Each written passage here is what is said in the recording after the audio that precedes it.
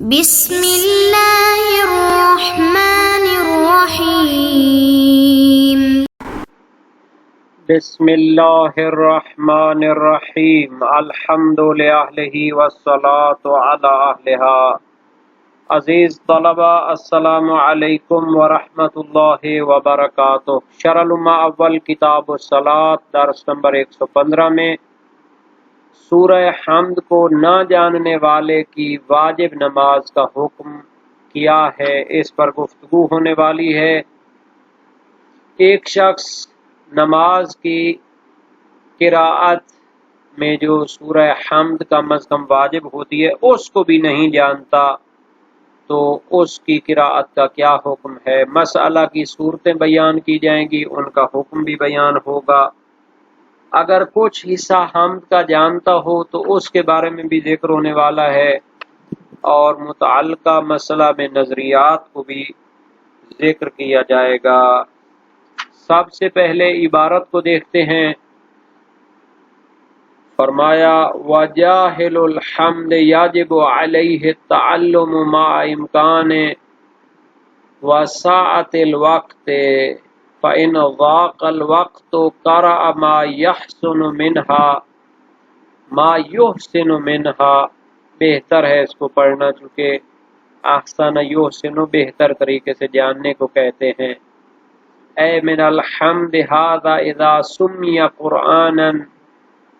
فإن لم يسمى لقلته فهو كالجاهل اجمع۔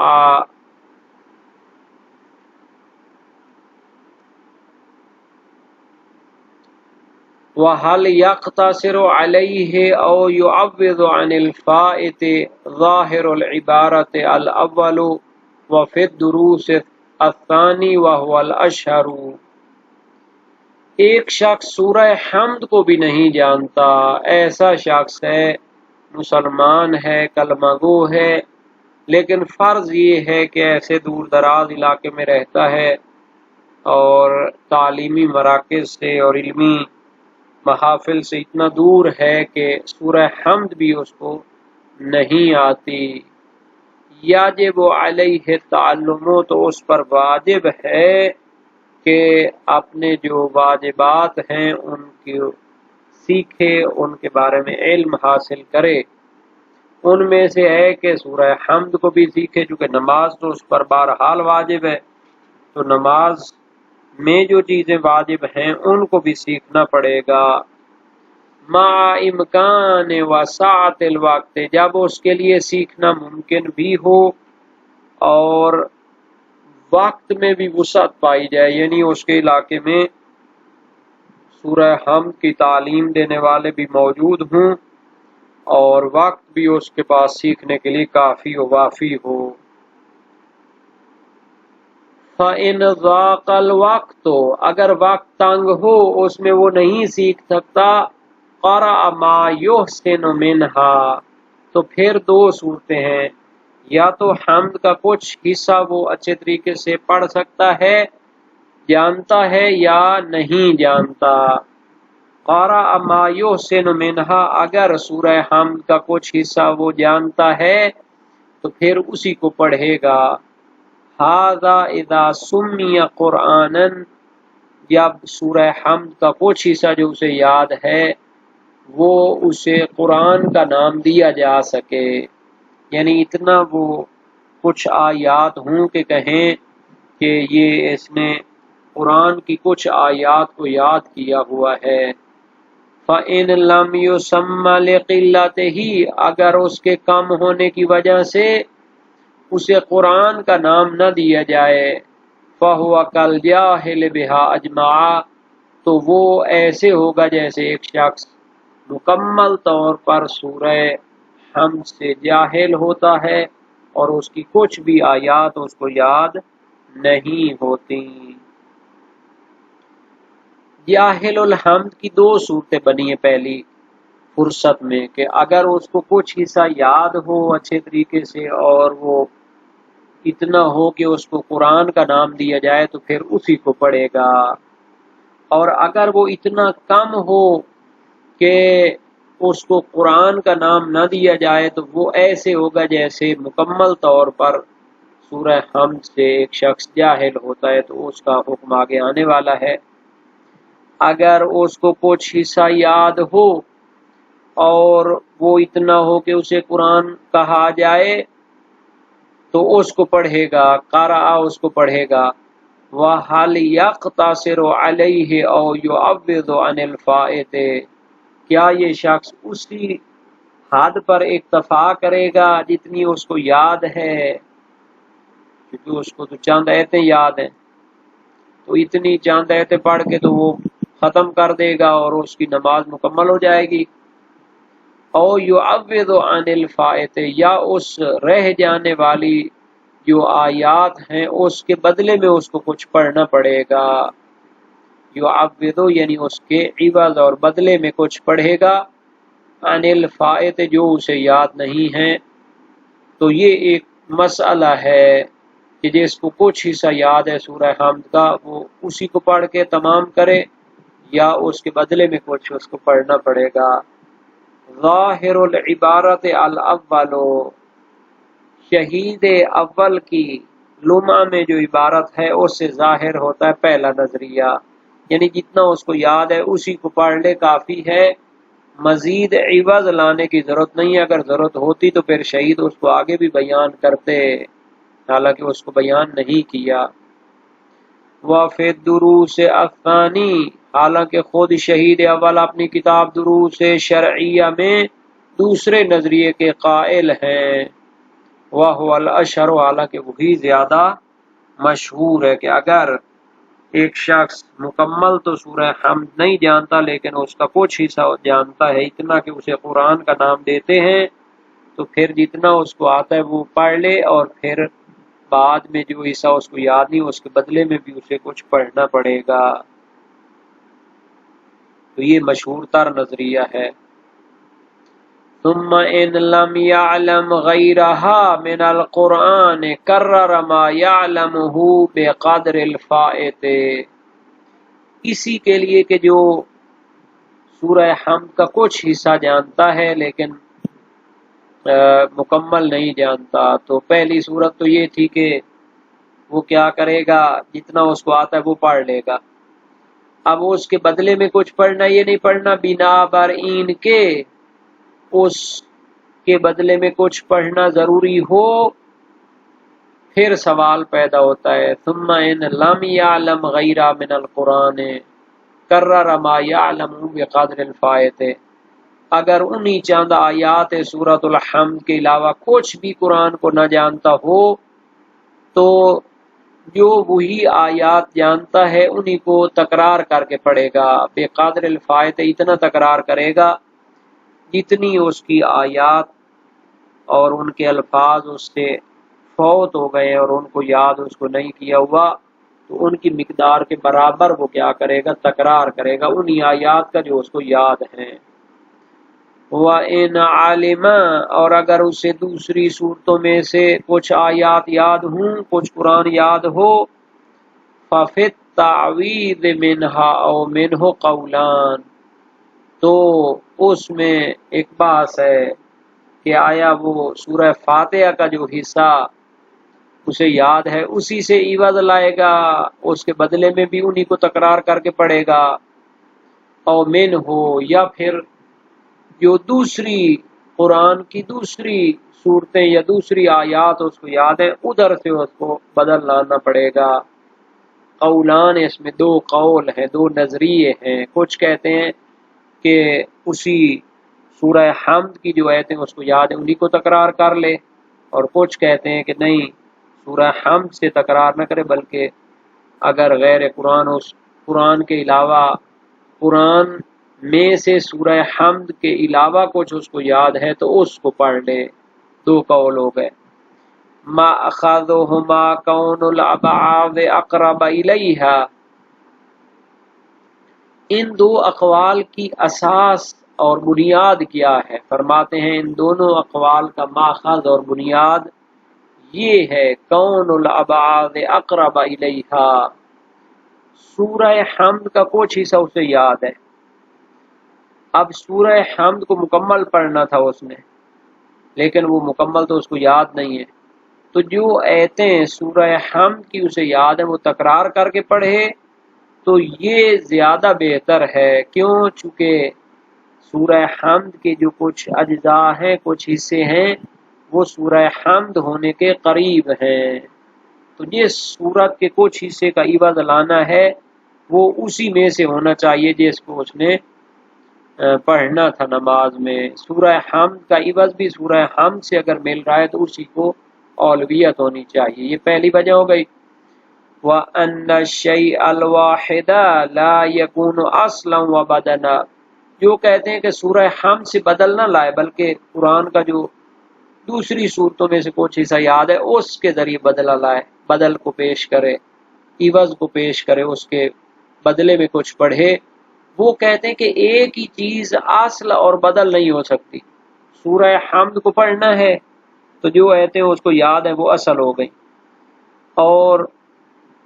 اب یہ آیتیں ان کے بدلے میں بھی آئیں جو اس کو یاد نہیں ہے، تو ایک ہی چیز اصل بھی ہو ایک ہی چیز اس کا بدل بھی ہو، یہ نہیں ہو سکتا، بلکہ جو آیات سورہ حمد کی یاد نہیں ہے ان کا بدل دوسری آیات سے لانا چاہیے، دوسری صورتوں سے لانا چاہیے تاکہ وہ بدل بن جائے اور یہ جو آیتیں اس کو یاد تھی یہ اصل بن جائیں۔ وَعَلَى التَّقْدِيرَيْنِ فَيَجِبُ الْمُسَاوَاةُ لَهُ فِي الْحُرُوفِ، چاہے بدل لائے خود سورہ حمد سے، چاہے بدل لائے کسی اور صورت سے، علی التقدیرین کا یہ معنی ہے واجب ہے کہ بدل مساوی ہو حروف میں، جو جتنے حروف اور الفاظ اس کو یاد نہیں ہے سورہ حمد کے، اس کے برابر حروف میں جا کر وہ اس کے بدلے میں آیات قرآنی کو پڑھے۔ یہ ایک نظریہ ہو گیا کہ حروف کو گن کر اس کے بدلے میں آیات کو پڑھے قرآنی کو۔ وقیل فی الآیات، کچھ ایک قول یہ ہے کہ حروف کی حد تک دقت کے ساتھ مساوات رکھنا یہ ضروری نہیں ہے، بلکہ جتنی آیات اس کو یاد نہیں ہے اتنی آیات کسی دوسری صورت سے پڑھ لے کافی ہے، چاہے کہ وہ لمبی ہوں آیات یا مختصر ہوں۔ والاول اشہر، حالانکہ پہلا نظریہ زیادہ مشہور ہے، یعنی بدل اور مبدل منہ میں حروف کی حد تک مساوات اور برابری ہونی چاہیے۔ یہاں پر جو اصل بات تھی وہ تھی جاہل الحمد کے بارے میں، اگر کوئی بندہ سورہ حمد کو نہیں جانتا تو پھر اسے اس کا سیکھنا واجب ہے۔ اس کے لیے اجماع اور اتفاق علماء کا دعویٰ کیا گیا ہے، معتبر محقق حلی میں، منتہی المطلب علامہ حلی میں، اور علامہ بحر العلوم طباطبائی اپنی مصابیح الاحکام میں فرماتے ہیں اگر تو اجماع ثابت ہو جیسا کہ معتبر یا منتہا میں ہے تو اس پر عمل کرنا چاہیے، ورنہ وجوب تعلم کی نفی کرنے کا قول زیادہ بہتر ہے، کیونکہ وجوب تعلم کی کوئی دلیل نہیں ہے مگر خود نماز کا وجوب ہے، حالانکہ وہ اقتداء کے ساتھ اور جماعت کے ساتھ بھی نماز پڑھ سکتا ہے تو اس وقت سورہ حمد کا پڑھنا ہی واجب نہیں ہوگا، ورنہ وجوب تعلم کو نفسی ماننا پڑے گا اور اس کے نفسی ہونے کی کوئی دلیل نہیں ہے، جیسا کہ علم اصول میں بحث کی گئی ہے۔ اگر وقت تنگ ہو تو جتنا اس کو سورہ حمد یاد ہے اتنی پڑھ لے، اس میں کوئی اختلاف اور اشکال نہیں ہے، فائدہ میسور کی بدولت، یعنی اگر مکمل طور پر وہ کام نہیں کر سکتا تو جتنا ہو سکتا ہے اتنا تو کر لے، یہ نہ ہو کہ پھر کہے کہ مکمل طور پر ہی واجب نہیں ہے،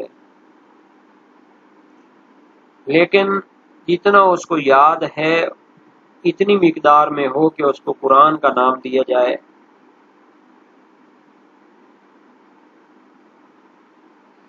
آیا وہ اختصار اور انحصار کرے گا اسی مقدار پر جتنی اس کو سورۃ الحمد یاد ہے، جیسا کہ معتبر اور منتہی المطلب علامہ ہلی اور پہلی کتاب معتبر محقق ہلی کی تھی، تحریر الاحکام علامہ ہلی کی، اور مجمع البرہان مقدس اردبیلی کی، اور مدارک الاحکام سید موسوی کی۔ اس میں بھی ہے کہ جتنا اس کو یاد ہے وہی پڑھ دے تو کافی ہے، چونکہ عوض لانے کے وجوب سے اصالت البراءت جاری ہو سکتی، اس عوض لانے کے بارے میں وجوب کی چونکہ یقینی دلیل نہیں ہے تو اصالت البراءت جاری ہو سکتی ہے، یا اس رہ جانے والی مقدار کے بدلے میں کچھ لانا پڑے گا، جیسا کہ شہید اول نے ذکر شیعہ میں اور دروس شرعیہ میں اختیار کیا ہے، اور ابن سعید ہلی نے جامع و شرائع میں اختیار کیا ہے۔ بلکہ مشہور کی طرف منسوب ہے کہ اسے بدل لانا چاہیے، چونکہ اصل تو مکمل حمد کی قرات واجب تھی، اور جب کچھ کی قرات اس کے لیے متعذر ہے اور مشکل ہے تو اس کے بدلے کو لائے، عوض کو لائے۔ اور یہ جو کہا ہے کہ عبارت سے ظاہر ہوتا ہے پہلا نظریہ،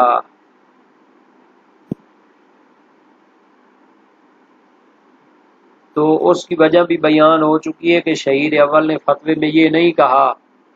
کہ جتنا اسے یاد ہے وہ پڑھ لے اور پھر اس کا عوض بھی لائے، یہ نہیں کہا۔ اب فرماتے ہیں کہ اگر عوض لانا واجب ہو تو اگر قرآن کا کوئی اور حصہ اس کو یاد نہ ہو تو جتنا اس کو یاد ہے اس کو تکرار کر لے گا رہ جانے والی مقدار کے بارے میں،